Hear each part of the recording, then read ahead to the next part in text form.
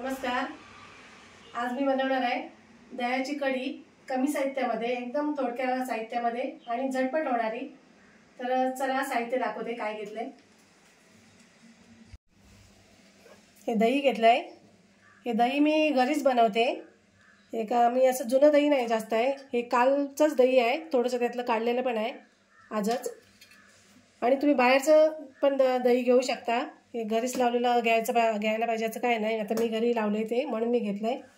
आणि हे साहित्य आहे, ह्या मी 3 मिरच्या घेतल्यात हिरव्या, ह्या 6-7 लसूण पाकळ्या आहेत, थोडा कढीपत्ता आहे, ही कोथिंबीर आहे वरून टाकण्यासाठी कढीमध्ये, आणि थोडं जिरं, आणि हा हिंग आहे थोडा, आणि हळद। बस एवढंच साहित्य आहे।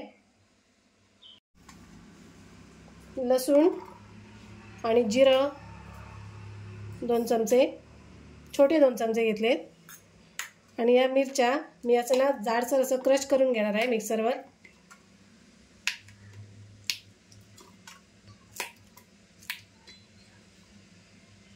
आता क्रश करून घेतलंय असं जाडसर, पाणी नाही घातलं ना, अजिबात पाणी नाही घातलंय, असं सुकच करून घेतलंय। हे मिरच्या एवढ्या तिखट नाही आहेत ना? मिरच्या पण तिखट नाहीत जास्त आहेत, कमी तिखटवाल्या मिरच्या आहेत। आता दही घेते मी, तुम्हाला प्रमाण दाखवते। या वाटीने मी दही घेते। आपल्याला किती माणसांसाठी करायचंय? आपल्याला 4 ते 5 माणसांसाठी करायचंय। त्यासाठी मी 2 वाट्या दही घेते।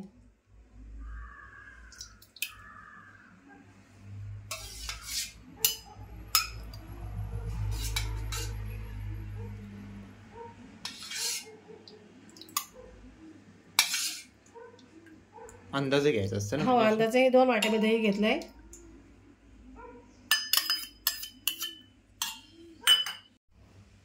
आता मी थोडंसं पाणी ओतून घेते दह्यामध्ये, पातळ करते आणि फेटून घेते। त्याच्यामध्येच थोडी हळद टाकते, अर्धा चमचा।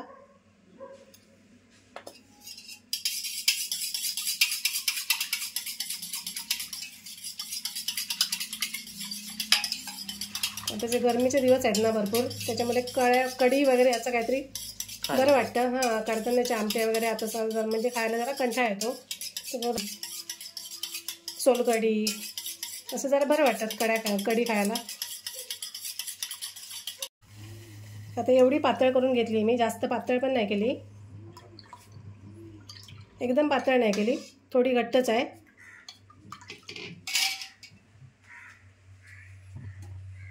आता टोप ठेवलाय,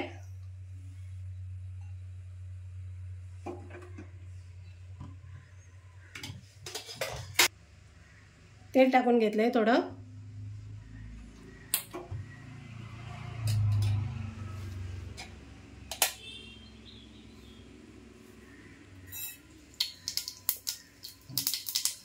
दोन चमचे राई,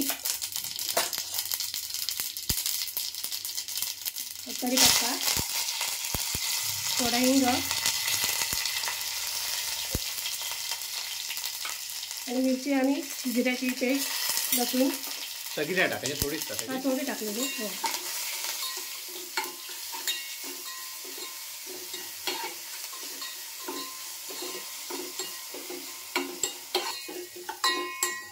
आता मी ताक ओतून घेते।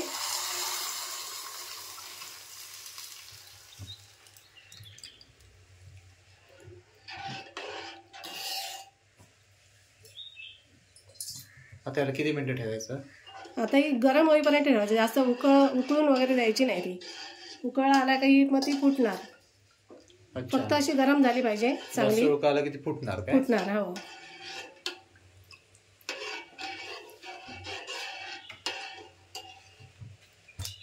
आता मीठ पण टाकून घेते।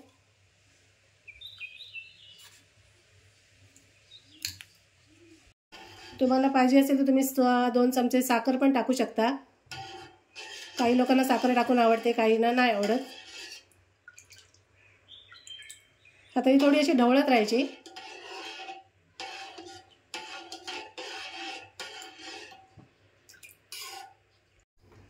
आता मी थोडी कोथिंबीर पण टाकते।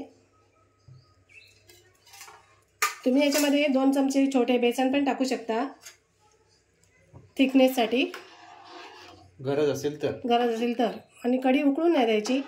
आता ही टोपचा असा गरम झाला आहे म्हणजे कढी चांगली याची तापलेली आहे. आता मी गॅस बंद करते. दह्याची कढी तयार आहे. तुम्ही पण करून बघा. कमी साहित्यामध्ये होणारी आणि खूप छान लागणारी अशी. धन्यवाद.